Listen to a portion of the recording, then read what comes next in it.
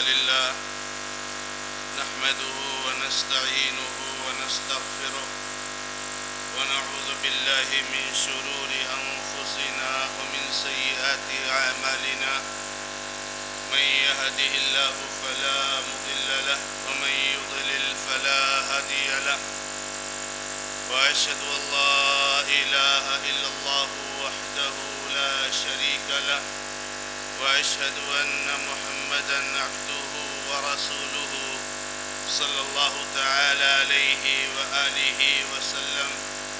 أعوذ بالله السميع العليم من الشيطان الرجيم من همزه ونفخه ونفثه.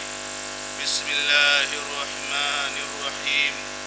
يا أيها الذين آمنوا اتقوا الله حق تقاته ولا تموتن إلا وأنتم مسلمون. يا أيها الناس اتقوا ربكم الذي خلقكم من نفس واحدة وخلق منها زوجها وبث منهما رجالا كثيرا ونساء واتقوا الله الذي تساءلون به والأرحام إن الله كان عليكم رقيبا. يا أيها الذين آمنوا اتقوا الله وقولوا قولا سديدا يصلح لكم أعمالكم ويغفر لكم ذنوبكم ومن يطع الله ورسوله فقد فاز فوزا عظيما.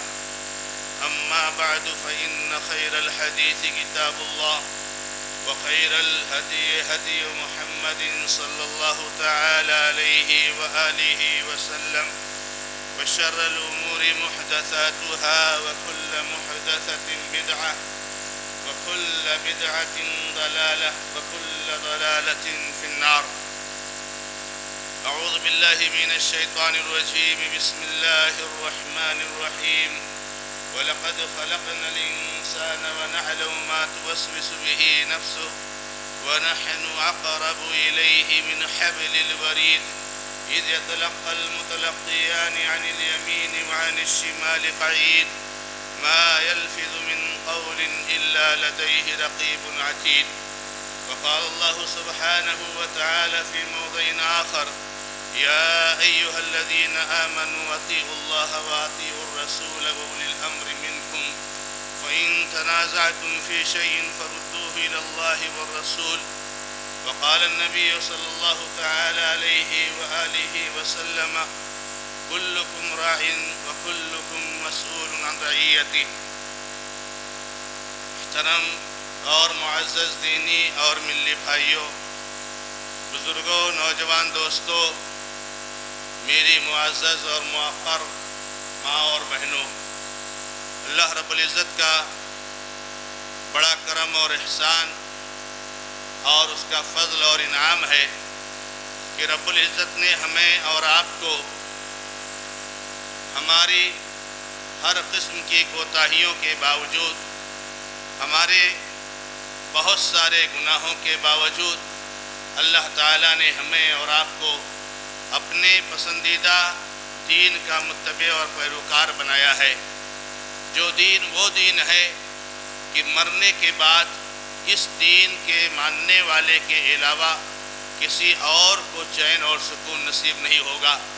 جس نے اس دنیا میں دین اسلام کو اختیار نہیں کیا اور وہ دین اسلام کے علاوہ کسی اور دین پر مر گیا تو یہ ایک ایسی حقیقت ہے میرے بھائیوں کہ اس چند روزہ زندگی کے بعد جو ہمیشہ ہمیش کی زندگی آنے والی ہے اور جس کا پہلا مرحلہ اور جس کی پہلی سیڑھی برزخی زندگی ہے، قبر ہے، وہاں سے لے کر کے میدان محشر سے ہوتے ہوئے پل صراط اور حوض کوثر اور تمام جو ہے اخروی مراحل سے گزرتے ہوئے جنت اور جہنم کے جانے تک سوائے دین اسلام کے چلنے والوں کے اور کسی کو سکون اور کسی کو خوشی اور کسی کو نعمت اور رحمت حاصل نہیں ہو سکتی ہے. آنکھ بند ہوئی کہ مرنے والا اگر دین اسلام کے علاوہ کسی اور دین کا ماننے والا تھا تو اس کے لیے عذاب ہی عذاب ہے. اور آنکھ بند ہوئی کہ مرنے والا اگر اللہ رب العزت کے اس پسندیدہ دین پر چلنے والا تھا کہ وہاں اس سے مصیبتوں کا پریشانیوں کا، تکلیفوں کا، مسائل کا سلسلہ ختم ہو جاتا ہے اور ابدی خوشی اس کو حاصل ہو جاتی ہے، جس کے بعد اس کے لیے کوئی غم نہیں ہے۔ اللہ کے بندو، اس دین کی رہنمائیوں میں سے ہمیں اللہ رب العزت نے جو رہنمائی فرمائی ہے کہ ایک رعایا اور ایک حاکم اور ایک محکوم اور ایک ذمہ دار، اور اسی طریقے سے وہ لوگ جو ذمہ دار کی ماتحتی میں آتے ہیں، ان کے کیا حقوق ہیں اور ان کی کیا ذمہ داریاں ہیں، تاکہ دونوں اپنی ذمہ داریوں کو ادا کریں اور دونوں اپنے اوپر ایک دوسرے کے تعلق سے عائد ہونے والے حقوق کو ادا کریں، تاکہ معاشرہ اور سماج بہت ہی سکون اور اطمینان کا ماحول پا سکے، محبت اور شفقت پروان چڑھے، ہر ایک کو سکون میسر ہو۔ اور اللہ رب العزت نے جو انعام دیا ہے اتحاد اور اتفاق کا، اللہ رب العزت نے جو انعام دیا ہے اخوت اور بھائی چارگی کا، اللہ تعالیٰ نے جو انعام دیا ہے ہمدردی کا، خیر خواہی کا، غمگساری کا، یہ جو ہے کیا نام ہے معاشرے میں بالکل واضح طور سے نظر آئے۔ میرے بھائیوں، کبھی بھی اللہ تبارک و تعالیٰ نے یک طرفہ کوئی ذمہ داری نہیں رکھی ہے۔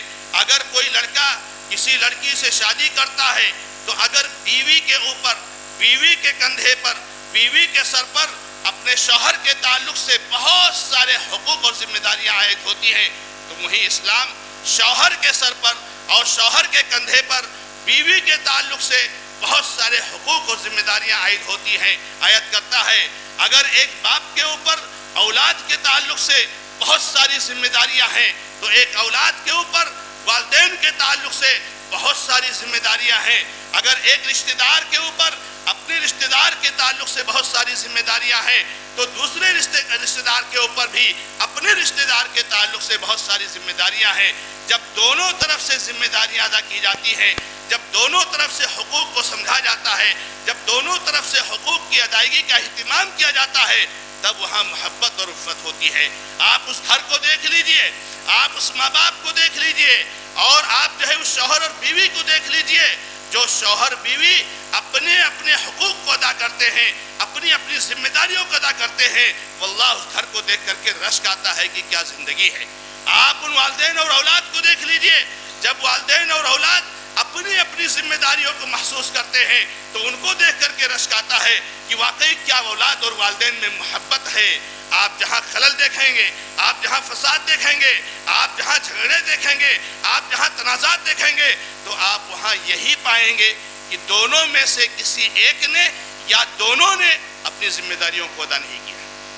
اللہ کے کرم سے گزشتہ درس میں ایک عام آدمی کے اوپر، ایک معاشرے اور سماج میں رہنے والے کے اوپر اپنے ذمہ داران، اپنے عہدیداران، اپنے اولیاء الامور کے تعلق سے کیا ذمہ داری عائد ہوتی ہے، 8-9 نکات میں میں نے آپ کے سامنے بیان کرنے کی کوشش کی۔ وقت زیادہ نہیں ہے، میں آج کے اس خطبہ میں ذمہ داران کے اوپر، عہدیداران کے اوپر، اولیاء الامور کے اوپر، حکمران کے اوپر اپنی رعایا کے تعلق سے، اپنے سماج کے تعلق سے، اپنے بھائیوں کے تعلق سے، اپنے مسلمانوں کے تعلق سے کیا ذمہ داری بنتی ہے اور ان کے اوپر کیا حقوق عائد ہوتے ہیں جنہیں انہیں سمجھنا ضروری ہے۔ میرے بھائیوں، سب سے پہلے نمبر پر تو ہمیں اور آپ کو اللہ رب العزت نے جس کو کوئی ذمہ داری عطا فرمائی ہے، اللہ تعالیٰ نے جس کو کوئی عہدہ اور منصب عطا فرمایا ہے، پہلی بات تو ہم اور آپ جانتے ہیں کہ عہدہ اور منصب کا مطالبہ شریعت اسلامیہ میں جائز نہیں ہے، اور جو عہدہ اور منصب کا مطالبہ کرے اس کو نہیں دیا جانا چاہیے۔ دینے والے سارے کے سارے اللہ رب العزت کے ہاں جواب دہ ہوں گے، لیکن جب کوئی عہدہ اور منصب کسی طریقے سے کسی انسان کو مل جاتا ہے، کسی کو کوئی عہدہ اور کوئی ذمہ داری مل جاتی ہے، تو پھر اس کے بعد ہمارے اوپر یہ واجب ہوتا ہے کہ ہم آمنا و صدقنا اور سر تسلیم خم کریں اور ہم اس کو تسلیم کریں، اس کو مانیں۔ یہاں پر ہمارے بہت سارے بھائی نا سمجھ ہمارے بھائی بعد میں ایسی باتیں نہ کہ نہیں کر سکتے ہیں یا نہیں کرنے کا حق ہوتا ہے کہ میں فلاں کے سپورٹ میں نہیں تھا، وہ ذمہ دار بن گئے، میں جو ہے ان کی بات ماننے والا نہیں۔ نہیں میرے بھائیوں، عام مسلمانوں نے، عام گاؤں کے لوگوں نے، اکثر لوگوں نے جب کسی کا انتخاب کیا، کسی کو کوئی ذمہ داری دی، تو گویا کہ ہم بھی اس میں شامل ہیں، کیونکہ شریعت اسلامیہ کی یہی تاکید ہے۔ لہذا جب کسی کو منصب مل جائے تو اس کو یہ اللہ رب العزت کا فضل سمجھنا چاہیے اور اللہ رب العزت کی نعمت سمجھنی چاہیے کہ اللہ تعالیٰ نے اسے نیکیاں انجام دینے کا اور ثواب کمانے کا ایک بہت موقع فراہم فرمایا ہے، ایک بہت بڑا موقع عطا فرمایا ہے۔ آپ ذرا سوچئے کہ اللہ کے نبی محمد رسول اللہ صلی اللہ علیہ وسلم فرماتے ہیں سبعۃ یظلھم اللہ تعالی فی ظلہ یوم لا ظل الا ظلہ، 7 لوگ ایسے ہیں، 7 قسم کے آدمی ایسے ہیں جس دن لوگ جو ہے کیا نام میدان محشر میں اور مختلف مواقع پر جو ہے پریشان ہوں گے، تکلیف میں مبتلا ہوں گے، سورج کی شدت اور تمازت اور اس کی تپش کی وجہ سے تڑپ رہے ہوں گے۔ اللہ رب العزت کچھ خوش نصیب بندوں کو خاص سایہ نصیب فرمائے گا، جس سائے کے علاوہ کوئی سایہ نہیں ہوگا۔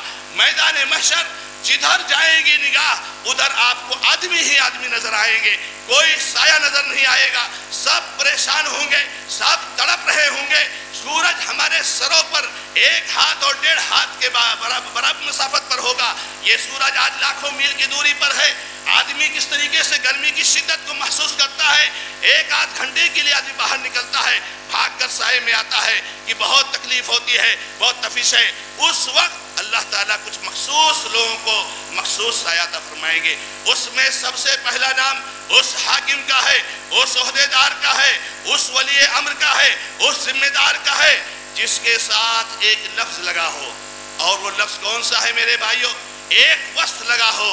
ہر حاکم کو، ہر ذمہ دار کو یہ فضیلت حاصل نہیں ہوگی، بلکہ اس کے ساتھ جب وصف لگا ہوگا امام عادل، امام عادل، عدل پسند، عدل کرنے والا، انصاف کرنے والا، یہ جو حاکم اور حکمران ہے یہ سب سے پہلے نمبر پر نبی علیہ السلام نے بیان فرمایا ہے۔ اور سنیے میرے بھائیوں، اللہ کے نبی علیہ السلام کی بہت ساری حدیثیں کہ نبی علیہ السلام نے فرمایا من کان فی حاجت اخیہ کان اللہ فی حاجتہ، جو اپنے بھائی کی ضرورت کو پوری کرنے میں لگا رہتا ہے اللہ تعالیٰ اس کی ضرورت کو پوری کرتا رہتا ہے۔ آپ سوچئے کہ ایک ذمہ دار، ایک عہدیدار 24 گھنٹہ اپنا وقت دیتا ہے، اپنے اوقات سے قیمتی وقت دیتا ہے کہ ہمارے معاشرے، ہمارے سماج، ہمارے گاؤں، ہمارے بھائیوں، ہمارے بہنوں کی ضروریات، ان کی حاجتوں کو پورا کیا جائے، ان کی ترتیب بنایا جائے، ان کا نظم و ضبط بنایا جائے۔ کتنی بڑی اس کو فضیلت حاصل ہوتی ہے۔ اور اللہ کے نبی صلی اللہ علیہ وسلم کی اس حدیث کو یاد کیجئے، نبی علیہ السلام فرماتے ہیں من فرج عن مسلم فرجة من فرج قربة من قرب الدنیا فرج اللہ عنہ قربة من قرب یوم القیامہ۔ اگر آپ کسی کے آڑے وقت میں کام آتے ہیں، کسی مصیبت میں آپ سہارا بنتے ہیں، کسی مشکل وقت میں آپ کسی کے لیے آسانی کا ذریعہ بنتے ہیں، قیامت کی مشکلات میں سے کوئی مشکل کو آسان کر دیتے ہیں، اللہ تبارک و تعالی آپ کے آخرت کے مشکلات کو آسان کر دے گا۔ ایک ذمہ دار کو، ایک عہدیدار کو، ایک ولی امر کو جتنا یہ موقع ملتا ہے اتنا کسی دوسرے عام آدمی کو نہیں ملتا ہے۔ کتنے لوگ پریشان ہیں آئلی مسائل کو لے کر کے، کتنے لوگ پریشان ہیں پراپرٹی اور جائیداد کے تنازعات کو لے کر، کتنے لوگ پریشان ہیں اپنے رشتہ داروں اور اپنے پڑوسیوں کی تکلیفوں سے، کتنے لوگ پریشان ہیں مرض اور بیماری سے۔ ان کی مصیبتوں میں آپ کام آتے ہیں، ذریعہ بنتے ہیں۔ اللہ تبارک و تعالی قیامت کے دن آپ کی مصیبتوں کو حل فرمائے گا۔ اللہ کے نبی محمد رسول اللہ صلی اللہ علیہ وسلم فرماتے ہیں واللہ فی عون العبد ما کان العبد فی عون اخیہ، بندہ اللہ اپنے بندے کی مدد میں ہوتا ہے جب تک بندہ اپنے بھائی کی مدد میں ہوتا ہے۔ اور کتنا بڑا موقع ہوتا ہے نیکیاں کمانے کا۔ آپ سنتوں کو زندہ کیجئے، آپ حق کو نافذ کیجئے، آپ اسلام کو نافذ کیجئے، آپ لوگوں کو نماز کی طرف لائیے، آپ لوگوں کو روزے کی طرف لائیے، آپ لوگوں کو محرمات سے بچائیے۔ آج ہمارا معاشرہ اور سماج محرمات کی جو ہے کیا نام ہے آگ میں کس طریقے سے جلتا جا رہا ہے۔ اس سماج کو محرمات سے نکال کر اللہ رب العزت سے قریب کیجئے، لوگوں کو خیر کی باتیں بتائیے، لوگوں کو برائیوں سے روکیے۔ میرے بھائیوں کتنا بڑا موقع ہے۔ اللہ کے نبی صلی اللہ علیہ وسلم فرماتے ہیں من دل علی خیر فَلَهُ مِثْلُ أَجْرِ فَاعِلِهِ، جو کسی خیر کی رہنمائی کرتا ہے، کسی بھلائی کی رہنمائی کرتا ہے، تو اللہ تبارک تعالیٰ اس کو کرنے والے کے برابر ثواب دیتے ہیں۔ ایک حاکم، ایک ذمہ دار، عہدے دار جب کوئی جو ہے خیر کی بات کو معاشرے اور سماج میں رائج کرتا ہے تو وہاں عمل کرنے والوں کی تعداد سینکڑوں اور ہزاروں میں ہوتی ہے، اس کو سینکڑوں اور ہزاروں لوگوں کے عمل کرنے کا ثواب ملتا ہے۔ اور اللہ کے نبی صلی اللہ علیہ وسلم کی اس حدیث کو یاد کیجئے، من سن فی الاسلام سنة حسنة کان له اجرها واجر من عمل بها یوم القیامت من غیر ان ينقص من اجورهم شیئا، جب کوئی اچھے طریقے کو ایجاد کرتا ہے، جاری کرتا ہے، تو اس کے لیے اس کو ثواب ملتا ہے اور اس کے ثواب، ان کے ثواب میں سے کوئی کمی نہیں ہوتی جتنے لوگ عمل کرتے ہیں۔ تو یہ بہت بڑا موقع ہے، بہت بڑا اللہ کا انعام ہے کہ اللہ تبارک و تعالیٰ نے کسی کو اس طرح سے نیکیاں کمانے کا موقع فراہم کیا ہے۔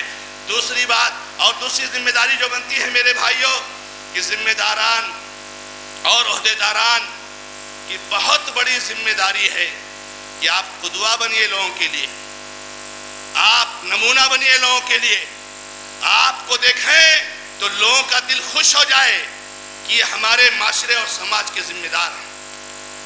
کوئی باہر کا آئے تو آپ کو دیکھ کر کے اسلام یاد آ جائے، آپ کو دیکھ کر کے سنتیں یاد آ جائیں۔ آپ قدوہ بنیے ایمان میں، عقیدے میں، آپ قدوہ بنیے اتباع سنت میں، آپ قدوہ بنیے سنت کو زندہ کرنے میں، آپ قدوہ بنیے نماز پڑھنے میں، آپ قدوہ بنیے فرائض کو ادا کرنے میں، اور آپ نمونہ بنیے محرمات سے بچنے میں۔ اگر ایک ذمہ دار، اگر ایک عہدیدار، اگر ایک حاکم، ایک ولی امر اگر جو ہے برائیوں کا ارتکاب کرتا ہے تو میرے بھائیوں معاشرہ سدھر نہیں سکتا ہے، معاشرہ برائیوں کی طرف چلتا جائے گا۔ اسی لیے اللہ کے نبی علیہ السلام کی اس حدیث کو یاد کیجئے جس میں نبی علیہ السلام فرماتے ہیں انما اخاف علی امتی الائمۃ المضلین، مجھے اپنی امت کے تعلق سے جس چیز کا سب سے زیادہ ڈر ہے، خوف ہے کہ ایسے ذمہ داران، ایسے حکمران، ایسے عہدیداران اور ایسے جو ہے مسئولین ہوں گے جو لوگوں کو گمراہی کی طرف لے جائیں گے۔ کیا ایسا نہیں ہے میرے بھائیوں؟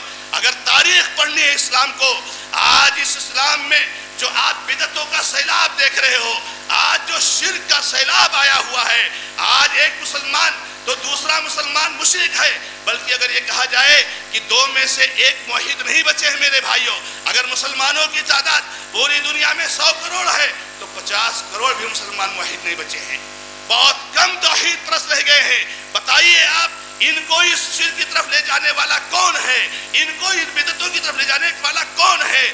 ماضی کی تاریخ پڑھیے، ہمارے وہی جو ہے گمراہ کن حکمران اور ذمہ داران، انہوں نے گمراہی کے اس دلدل میں ڈھکیلا ہے۔ اسی لیے عبداللہ بن مبارک رحمہ اللہ کہتے ہیں حل افسد الدین الا الملوک واحبار السوء ورهبانها، بھلا بتاؤ کہ دین کو برباد سوائے دو لوگوں کی کسی اور نے کیا ہے؟ دین کو برباد عوام کیا برباد کرے گی؟ عوام تو پابند ہے اپنے ذمہ داران کا اور اپنے علماء کا۔ عوام کیا دین کو برباد کرے گی؟ کہتے ہیں دین کو برباد کیا ہے سوائے ان بادشاہوں کے جنہوں نے اس دین میں نئی نئی چیزیں ایجاد کروائیں اور نئی نئی چیزوں کو رواج دیا۔ آپ کو یاد ہے امام احمد بن حنبل رحمہ اللہ کے بارے میں جب فتنہ خلق قرآن اٹھا تھا، اتنی بڑی بدعت اور اتنی بڑی شریعت کی مخالفت کہ قرآن مخلوق ہے، امام احمد بن حنبل رحمہ اللہ نے سر عام اعلان کر دیا القرآن کلام اللہ غیر مخلوق، قرآن اللہ کا کلام ہے، مخلوق نہیں ہو سکتا۔ میرے سامنے اللہ کی کتاب کی کوئی آیت اور نبی صلی اللہ علیہ وسلم کی کوئی حدیث لے آؤ تاکہ میں اس کا قائل ہو جاؤں، ورنہ میں نہیں قائل ہو سکتا۔ لیکن ان بادشاہوں نے ان کو پٹوایا، ان کو جیل میں ڈلوایا۔ ابن تیمیہ رحمہ اللہ، علامہ البانی رحمہ اللہ اور بہت سارے علماء اور اسلاف کا سلسلہ ہے میرے بھائیوں، اور ذمہ داران کا سلسلہ ہے۔ ان جو ہے برے ذمہ داران نے اور امور نے دین کو برباد کیا۔ اسی لیے عبداللہ کہتے ہیں کہ ان کے علاوہ کوئی اور دین برباد کرنے والا ہے۔ یہ دوسری ذمہ داری بنتی ہے۔ اور تیسری ذمہ داری بنتی ہے میرے بھائیوں کہ ایک ذمہ دار کی ذمہ داری ہوتی ہے کہ جب وہ کسی عہدے پر بیٹھے تو اس کے لیے کوئی دستور نہیں ہے، سارے دستور ریجیکٹ، سارے قوانین ریجیکٹ۔ آپ کو کوئی فیصلہ کرنا ہے، آپ کو کوئی آرڈر دینا ہے تو اللہ تعالیٰ نے ہمیں ایک دستور دیا ہے، اگر اس دستور کے مطابق دنیا میں کوئی دستور ہے تو وہ قبول ہے. اگر اس دستور کے ایک شخص سے کوئی دستور اگر مخالفت کرتی ہے وہ دستور ریجیکٹ ہے. وہ دستور کون سا ہے؟ قرآن اور حدیث. آپ کو جو بھی فیصلہ کرنا ہے قرآن اور حدیث کے مطابق کرنا ہے. قرآن اور حدیث سے مطابق نہ تو کوئی فیصلہ اللہ کو قبول ہے اور نہ کوئی فیصلہ جو ہے مسلمانوں میں کرنا چاہیے. ورنہ جو ہے جیسے میں نے اس سے پہلے بتایا کہ آپ اچھے فیصلے کریں گے، توحید و سنت کے حیا کریں گے تو آپ کو سارے لوگوں کا ثواب ملے گا. لیکن اگر برے فیصلے کریں گے، بدعتوں کو کھینچ کر لائیں گے معاشرے اور گاؤں اور سماج میں، اپنی مسجدوں میں بدعتیں جاری کرنے کی کوشش کریں گے، یاد رکھو 100 لوگ ہوں، 1000 لوگ ہوں، کتنے لوگ ہوں، جتنے لوگ اس بدعت پر عمل کریں گے اس کا پہلا گناہ آپ کے کندھے پر جائے گا. اس لیے الحکم بینہم بشرع اللہ، لوگوں کے بیچ میں اللہ رب العزت کی شریعت کے مطابق فیصلہ کرنا آپ کی ذمہ داری ہے. انما کان قول المؤمنین اذا دعوا الی اللہ ورسولہ لیحکم بینہم ان یقولوا سمعنا واطعنا. اللہ رسول کی طرف جب بلایا جائے کسی مسلمان کو، ایک مسلمان کا جواب یہی ہونا چاہیے کہ ہم نے سن لیا اور ہم نے اطاعت کی. وما كان لمؤمن ولا مؤمنة اذا قضى الله ورسوله امرا ان يكون لهم الخيرة من امرهم ومن يعص الله ورسوله فقد ضل ضلالا مبينا. کسی مومن مرد کو، کسی مومن عورت کو قیامت تک یہ حق حاصل نہیں ہے وہ کسی کرسی پر بیٹھا ہو، وہ عام آدمی ہو، وہ غریب ہو، امیر ہو، مرد ہو، عورت، کہ اللہ رسول کے فیصلے کے خلاف کوئی بات کہتے. اس لیے آپ کے سارے فیصلوں میں شریعت کی پابندی ہونی چاہیے. ہمارے پاس دستور صرف ایک ہے اور وہ دستور ہے اللہ کی کتاب اور محمد رسول اللہ صلی اللہ علیہ وسلم کی سنت. اس کے علاوہ میرے بھائیوں، اللہ کے دین کی طرف دعوت دینا، اللہ کی توحید کی طرف بلانا، یہ آپ کے کندھے پر سب سے پہلی ذمہ داری بنتی ہے. یہ شادی کی رسمیں، یہ مختلف قسم کے پروگرام، یہ بعد میں ہے میرے بھائیوں. اور ہمارا دستور بھی یہ کہہ رہا ہے کہ امر بالمعروف اور نہی عن المنکر، معاشرے کے بارے میں ہر آدمی کراہ رہا ہے. معاشرہ منشیات کے لت میں بڑھتا چلا جا رہا ہے. بے نمازیوں کی تعداد بہت زیادہ ہے. لوگ اللہ رب العزت کے احکامات کی خلاف ورزیاں کرتے ہیں. لوگ میرے بھائیوں کیسی کیسی برائیوں میں مرتکب ہیں. ایک ذمہ دار کی ذمہ داری بنتی ہے کہ اس کے دل میں ہمیشہ یہ کسک رہے، یہ فکر رہے، یہ سوچ رہے کہ میں اپنے معاشرے میں نیکیاں اور اچھائیاں کتنی زیادہ جو ہے کیا نام ہے پھیلانے کی کوشش کروں اور برائیوں پر کنٹرول کیسے پایا جائے، قابو کیسے پایا جائے. اس کے لیے پلاننگ، اس کے لیے میٹنگ ہے، اس کے لیے سوچ، اس کے لیے فیصلے اور اس کے لیے اقدامات اور اس کے لیے جو ہے اللہ رب العزت کی مدد طلب کرنا، یہ ہماری اور آپ کی ذمہ داری بنتی ہے کہ اللہ کے دین کی دعوت دے. آج اپنے اس ملک میں ہم اس کو بہت اچھے سے محسوس کر رہے ہیں. اللہ تعالیٰ معاف کرے سب کو میرے بھائیوں. ماضی میں ہم نے بہت ساری اپنی نشانیاں بنائی، کہیں لال قلعہ ہے تو کہیں قطب مینار ہے تو کہیں تاج محل ہے تو کہیں کوئی اور ہے. لیکن میرے بھائیوں، دین کی دعوت جس طریقے سے اللہ کے بندوں تک پہنچانا چاہیے اور اللہ کے بندوں کے ذہن میں جو اعتراضات ہیں، جو غلط فہمیاں ہیں، جو دور کرنی چاہیے، آج میرے بھائیوں اس کی کمی محسوس ہو رہی ہے کہ ہم نے ایک خلل پیدا کر لیا تھا اپنے اندر. آپ کا یہ لال قلعہ، آپ کے تاج محل، آپ کا قطب مینار، آپ کے فلاں، یہ سیکنڈوں میں ڈیمولش کر دیے جائیں گے اگر ہم نے ذہن سازی نہیں کی. ذہن سازی کرنا، ذہنوں کی تعمیر کرنا، لوگوں کے ذہن کو بنانا، یہ بڑے بڑے بلڈنگوں اور بڑے بڑے نشانات اور بڑے بڑے جو ہے تعمیرات سے میرے بھائیوں افضل ہے. اس لیے ضرورت ہے اس کی طرف توجہ دے. اسی طریقے سے میرے بھائیوں ایک ذمہ داری یہ بنتی ہے کہ پورے سماج اور اپنی پوری قوم کے لیے جو ہمارا عمل کا حد ہے وہ میرے بھائیوں نصیحت اور خیر خواہی ہونا چاہیے. ہر ایک کے لیے بھلائی چاہنا، ہر ایک کے لیے خیر چاہنا. اللہ کے نبی علیہ السلام نے فرمایا الدین والنصیحہ، لوگوں دین خیر خواہی کا نام ہے. صحابہ کرام پوچھتے ہیں کس کے لیے؟ تو دین یہ خیر خواہی کا نام ہے. غریب ہے تو اس کے لیے بھی خیر خواہی، امیر ہے تو اس کے لیے بھی خیر خواہی، مرد ہے تو اس کے لیے بھی خیر خواہی، عورت ہے تو اس کے لیے بھی خیر خواہی، آپ کا دوست ہے تو اس کے لیے بھی خیر خواہی، آپ کے تعلق سے اگر کہیں دشمنی کا مظاہرہ کرتا ہے اس کے لیے بھی خیر خواہی. ہر ایک کے لیے آپ خیر چاہیے، بھلائیاں چاہیے. کسی کے برائی چاہنے سے آپ کا برا نہیں ہو سکتا ہے. آپ کی ذمہ داری ہے کہ لوگوں کے لیے خیر چاہیے. اسی طریقے سے میرے بھائیوں ذمہ داریوں میں سے اہم ذمہ داری یہ ہے کہ اللہ کے بندو معاملات میں نرمی، شفقت اور رفق کو لائیے. رفق کو، تشدد، ترشروئی، بدمزاجی، عنف یہ معاملات میں نہ لائیے. نرمی، اللہ کے نبی فرماتے ہیں ما کان الرفق من شیء فی شیء الا زانہ وما کان الرفق فی شیء الا شانہ وما نزع الرفق من شیء الا شانہ. کہ اللہ کے نبی فرماتے ہیں کہ نرمی جب کسی چیز میں ہوتی ہے اس کا وزن بڑھ جاتا ہے، اس کا وزن بڑھ جاتا ہے. فیصلہ کرے تو نرمی، آرڈر دے تو نرمی، جو ہے کوئی حکم نافذ کرے تو نرمی، فیصلے کے لیے بیٹھے تو نرمی، باتوں کو سنے تو نرمی. ایک ذمہ دار کی بہت بڑی ذمہ داری ہوتی ہے جب کرسی پر بیٹھ جاتا ہے کہ وہ متواضع ہو جائے، وہ چھوٹا ہو جائے. اللہ کے نبی صلی اللہ علیہ وسلم کے بارے میں ہم اور آپ جانتے ہیں کہ نبی صلی اللہ علیہ وسلم جب قافلہ چلتا تھا تو اللہ کے نبی صلی اللہ علیہ وسلم کہاں ملتے تھے؟ بالکل فرسٹ میں، ایک دم آگے نہیں، نبی صلی اللہ علیہ وسلم پیچھے ملتے تھے. غریبوں کی، محتاجوں کی، کوئی بے سہارا ہے، کوئی لولا لنگڑا ہے، کوئی کمزور ہے، کسی کی سواری تھک گئی نہیں چل رہی ہے، نبی صلی اللہ علیہ وسلم سب کو سمیٹتے آتے تھے. صحابہ کرام بیان فرماتے ہیں کہ جب کوئی آدمی اجنبی آ جاتا تھا مدینہ میں اور نبی صلی اللہ علیہ وسلم اپنے صحابہ کے ساتھ بیٹھے ہوتے تھے، جس نے نبی صلی اللہ علیہ وسلم کو نہیں دیکھا ہے وہ اس مجلس سے پہچان نہیں سکتا تھا کہ اس میں نبی صلی اللہ علیہ وسلم کون ہے، صحابہ کو. اللہ اکبر.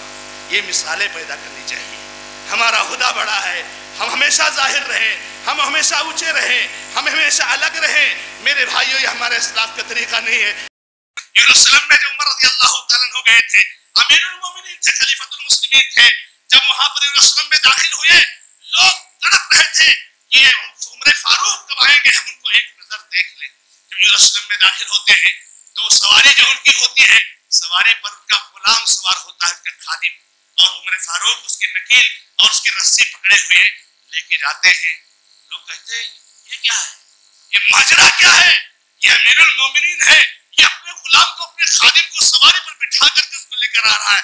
ہاں بھائی، چونکہ باری اس کی چل رہی ہے، حق اس کا ہے. میرے بھائیوں یہ بہت بڑی ذمہ داری بنتی ہے کہ نرمی اور یہ ساری چیزیں ہمارے اندر تواضع ہونا چاہیے. اسی طریقے سے میرے بھائیوں ذمہ داریوں میں سے ذمہ داری یہ ہے کہ اللہ کے بندو ہر ایک کی عزت کریں. عزت صرف یہی نہیں ہے کہ سماج کے لوگ اپنے ذمہ دار کی عزت کریں، بالکل ان کے عہدے منصب کے حساب سے ان کی عزت ہے. ہماری ذمہ داری بنتی ہے کہ ہمارے پاس کوئی آیا ہے ہم اس کی عزت کریں.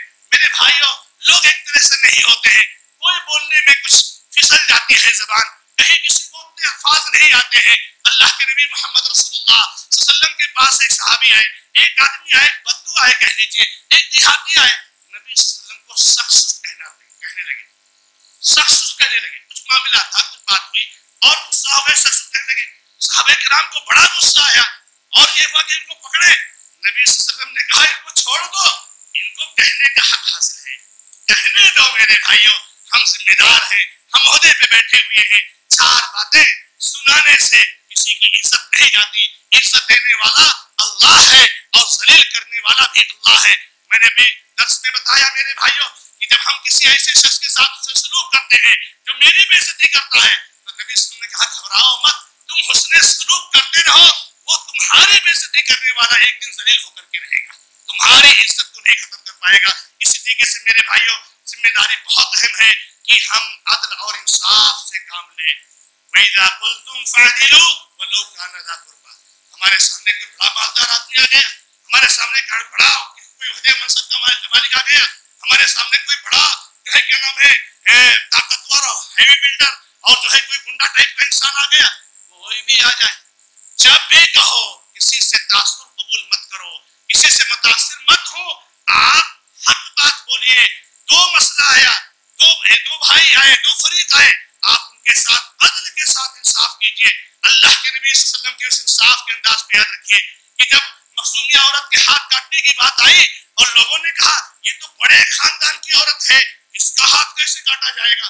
نبی صلی اللہ علیہ وسلم کا ہاتھ کاٹا جائے گا، یہ قرآن کا دستور ہے. اور پھر لوگوں کو سمجھایا، لوگوں یہی تو چل رہا تھا، اسی سسٹم کو ختم کرنے کے لیے آیا ہوں کہ بڑے خاندان کا آدمی ہے، بڑے تعلقات والا آدمی ہے، بڑے عہدے والا آدمی ہے، بڑے پیسہ والا آدمی ہے، اس کے بارے میں فیصلہ کیسے کر دوں؟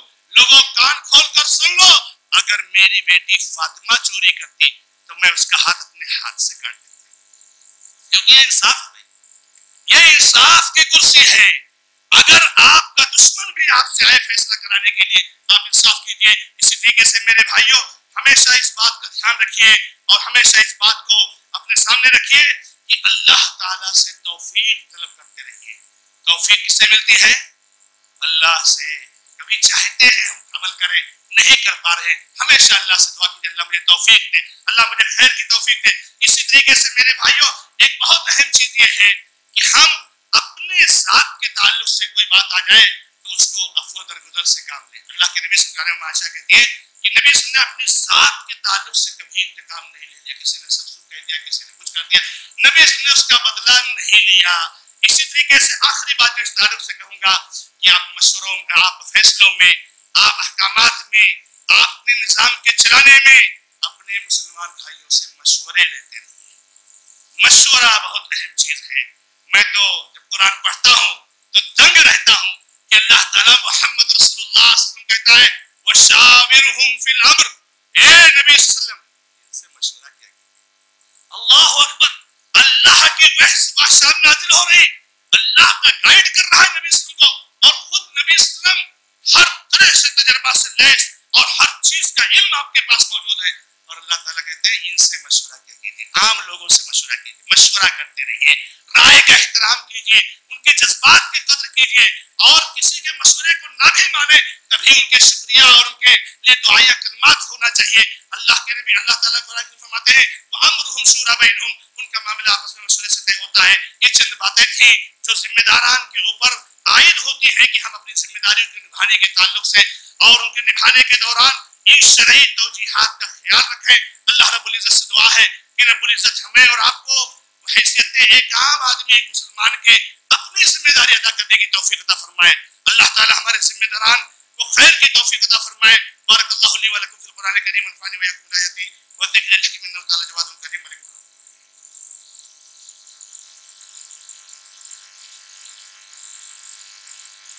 الحمد للہ رب العالمین واشهد ان لا الہ الا اللہ وحدہ لا شریک لہ واشهد ان محمدا عبدہ ورسولہ صلی اللہ تعالی علیہ وآلہ وسلم۔